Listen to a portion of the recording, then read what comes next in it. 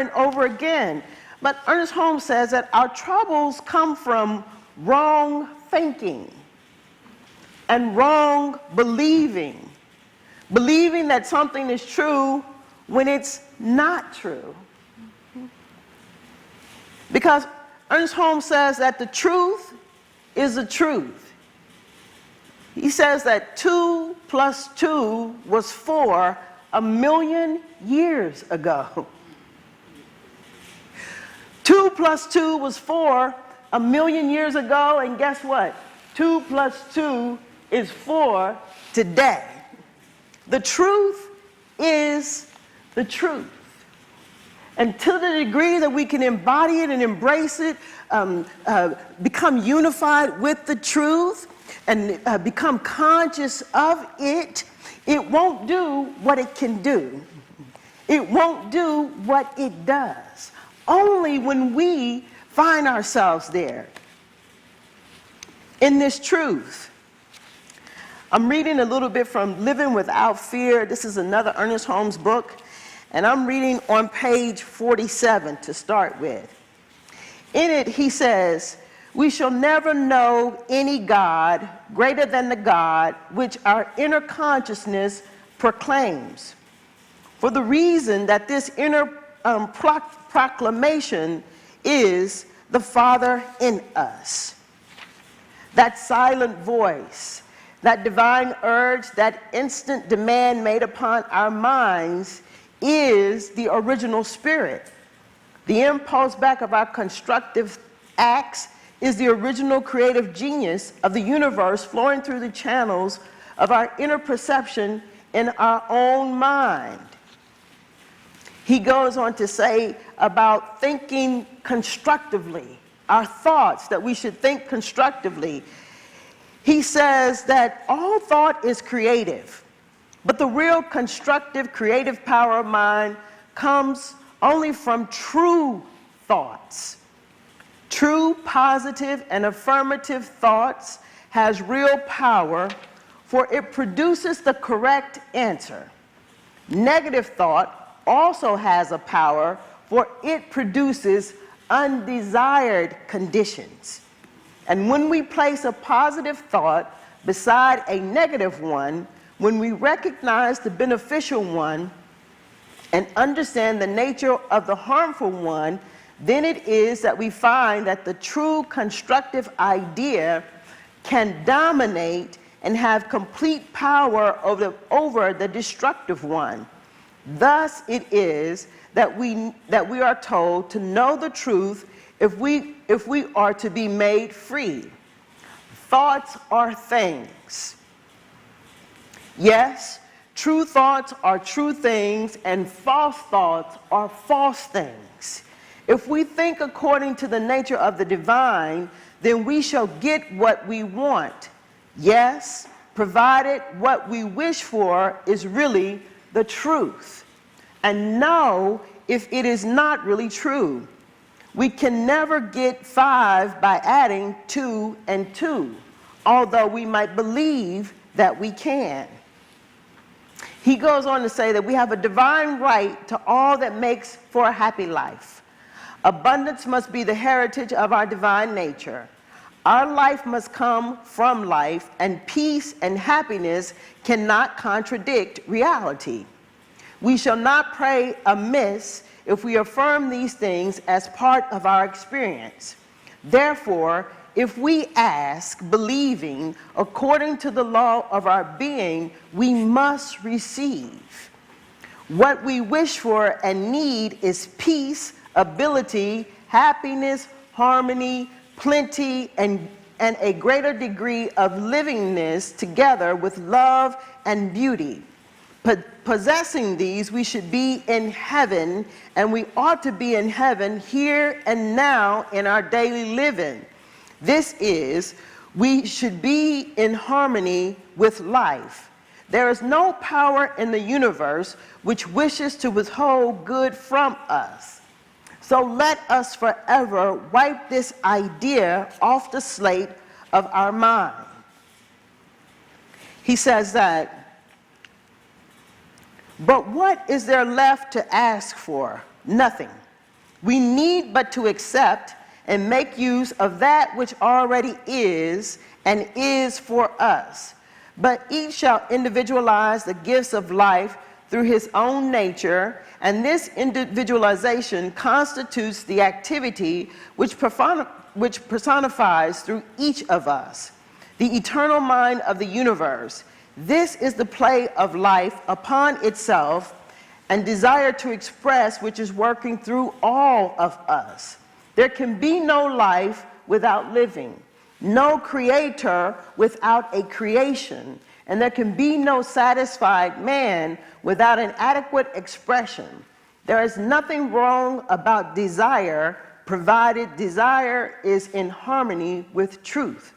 A man who has no desires is asleep and needs to be awakened. And finally, he says, we cannot live by proxy or attain by pretense.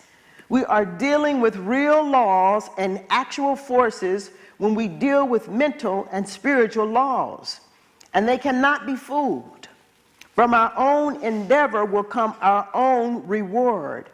Only now we know that we are dealing with a law which is amply able to fulfill the rightful demands made on it, and which is intelligent enough to always bring them to pass. With this in mind, we should do our spiritual mind treatment, work gladly and cheerfully, and with much less effort. We are no longer struggling against life, but flowing along with it. We are going with the current and not against it. We should feel equal to any occasion and be overcome by none. What it does, it'll do for you what you can't do for yourself. What it does is it'll take you to a situation where you might not be feeling that you are prepared for, and it will prepare you in an instant.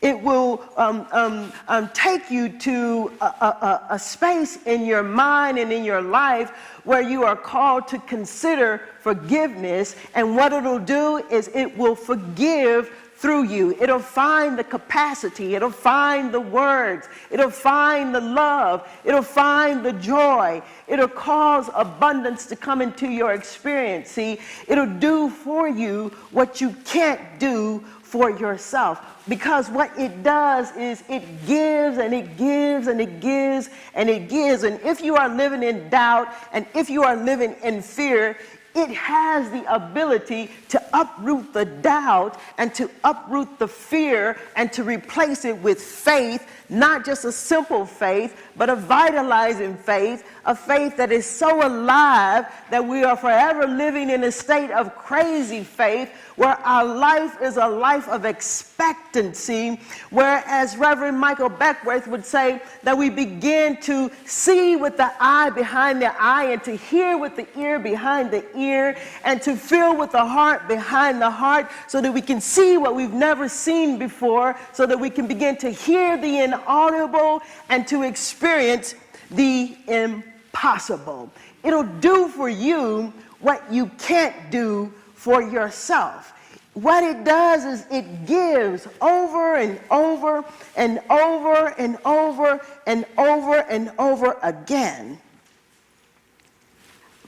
When we live in truth, when we are unified with it and we have a conscious connection to it, only and only then will it do what it does. So let us then become so conscious of what is good and what is true.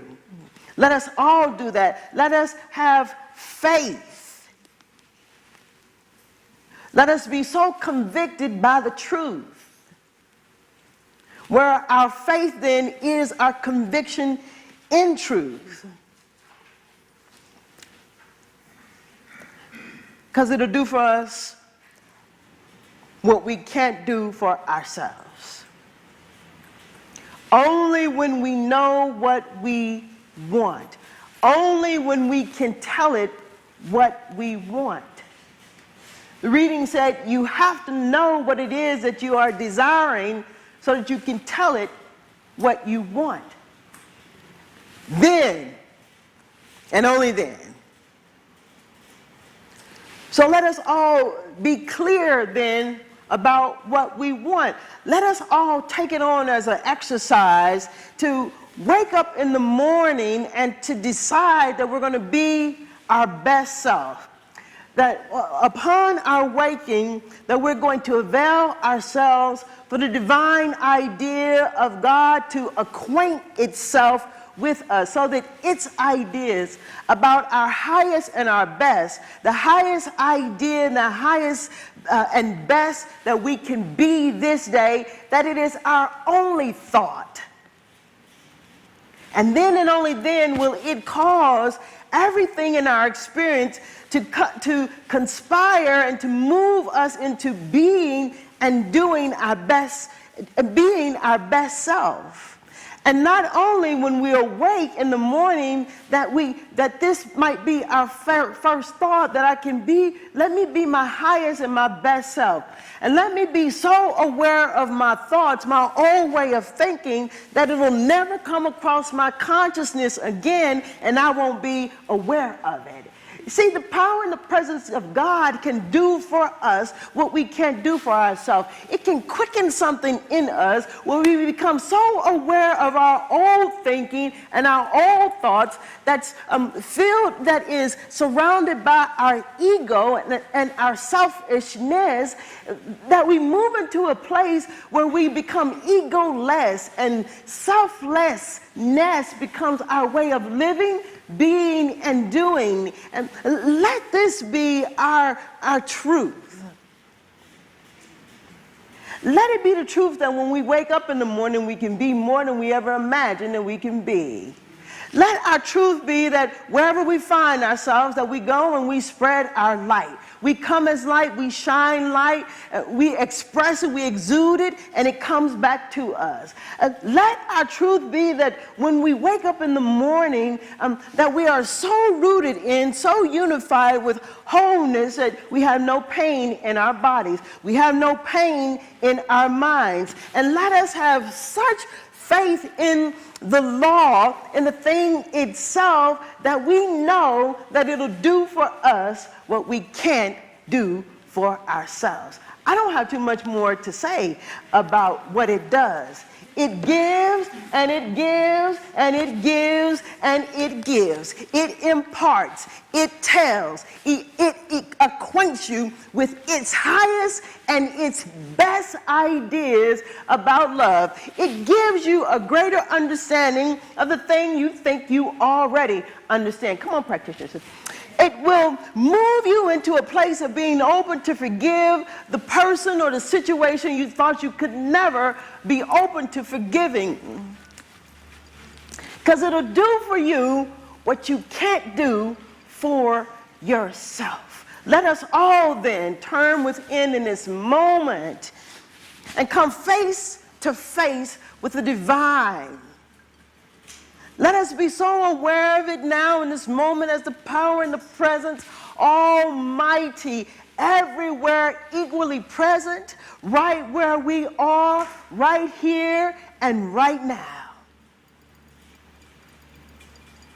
Let us be so aware of this power and this presence that we know that it is closer than our very breath.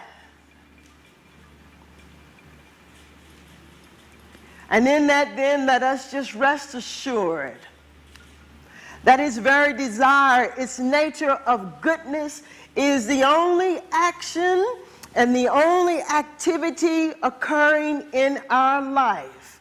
I speak my word now for myself and for each one of us, that we open up to it, that we unify with it, that we know that we are one with this power and this presence, that we are conscious of it, that we are conscious of its action and activity in our life.